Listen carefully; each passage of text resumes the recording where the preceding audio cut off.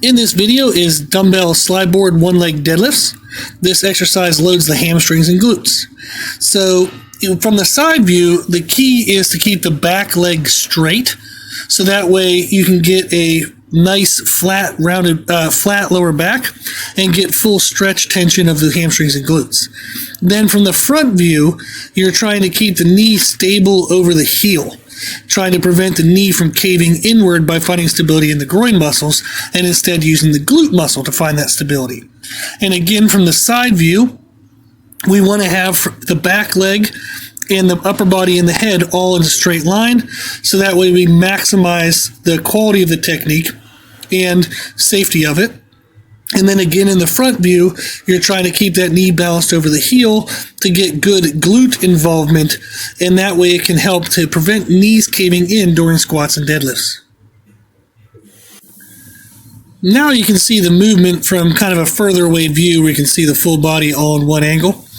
So the idea here is, you can see I'm going very slow and controlled, trying to stretch into the hamstring and glute while maintaining that flat lower back by sliding my back leg straight in position.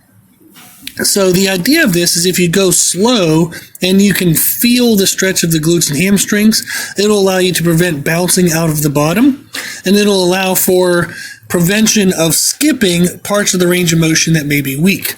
So by going slow throughout the motion, you'll strengthen all parts of the range of motion.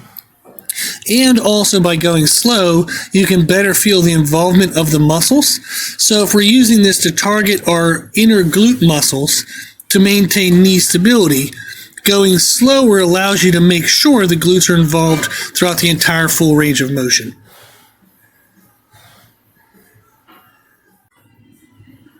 In this video, you can see I'm using a very slowed eccentric pace. This is great for loading the tissues under heavy weight.